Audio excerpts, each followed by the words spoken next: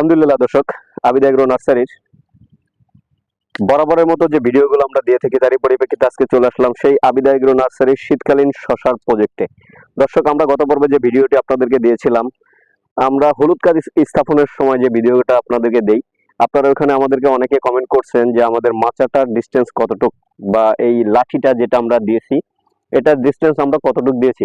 দর্শক, আমি কমেন্টে উত্তর দিয়েছি, তারপর আপনাদের কথার্থে আমি আবারও বলছি, আমরা এই মাচা খুঁটির থেকে ওই খুঁটিটার ডিস্টেন্স আমাদের 8 ফিট আছে, কিছুটা আবার 10 ফিটও আছে। তা আপনারা 8 ফিট বাই 10 ফিট আপনারা করতে পারেন, 8 ফিট বা 10 ফিট ডিস্টেন্সে আপনারা মাচা করলে মাচাটা মজবুত হবে। আর জালটা তো আপনারা দেখছেন এ প্যাটার্ন মাচাতে আপনাদেরকে একটা সুবিধা আছে, এই এ প্যাটার্ন মাচাতে আপনারা ম্যাক্সিমাম 3টা ফসল করতে পারবেন। যদি 3টাও না করেন 2টা তো ম্যাক্সিমাম আপনার করতেই হবে, না হলে আপনার এই স্মার্ট চাষাবাদে লস হতে পারে যদি আপনি ফসলে সুন্দর মতো ফলন না পান। দর্শক, অবশ্যই আপনি 2টা ফসল করবেন। এবং আমরা কিন্তু এই মাচাটায় যে 2টা ফসল চলছে দর্শক, আগে ফসলটা আমাদের ছিল করল্লাতে আলহামদুলিল্লাহ আমাদের খুব বাম্পার একটা ফলন হয়েছে। এখন আমরা করতেছি আবার শসা শীতকালীন, আশা করছি এটাতেও আমাদের বাম্পার ফলন হবে ইনশাআল্লাহ। দর্শক দেখেন, আমরা যে জালিগুলা দেখাচ্ছি আপনাদেরকে, যে হলুদ কাঠ স্থাপন করলে যে জালিটা আমাদের সুন্দর থাকে বা স্বাভাবিক থাকে, জালি নষ্ট হয় না, এটার জন্য আমরা হলুদ কাঠ আপনাদেরকে স্থাপন করার জন্য বলি।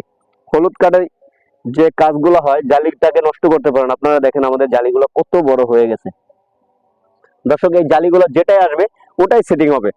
আমরা চলেন আপনাদেরকে দেখাই যে আমরা 2 দিন আগে যে হলুদ কাঠটা স্থাপন করছি তার কার্যকারী ক্ষমতাটা কি। দর্শক, আমরা যে কথাই আপনাদেরকে বলি না কেন, আপনারা সবসময় হলুদ কাঠ স্থাপন করবেন। এই জন্য আপনাদের জালি ক্ষেতের ফলন, বিশেষ করে লতা জাতীয় যে ফসলগুলা করা হয়, এই লতা জাতীয় ফসলে যে আলপোকাটা আমাদেরকে ক্ষতি করে, আলপোকাটা যে আমাদের ফলটাকে নষ্ট করে দেয়, তারই কারণে শুধু আমরা কীটনাশক ব্যবহার করি দর্শক, কিন্তু আমরা জানি না যে আলপোকাটাকে অন্য সিস্টেমও জৈবিক ভাবে ওটাকে ধ্বংস করা যায়।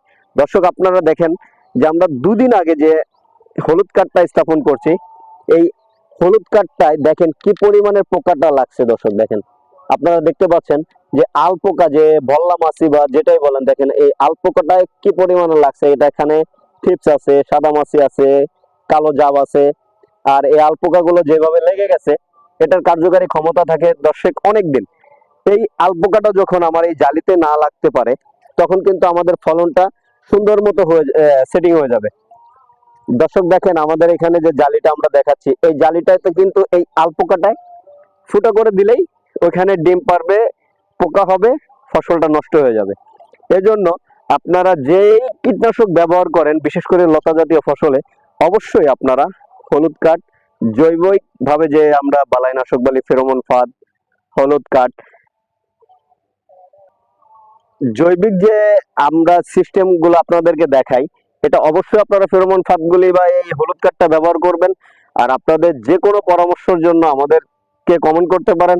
আর দর্শক, আমাদের চ্যানেলটিকে অবশ্যই Abid agro nursery YouTube channel, Facebook page আপনারা সাবস্ক্রাইব করে রাখবেন এবং ফলো দিয়ে রাখবেন।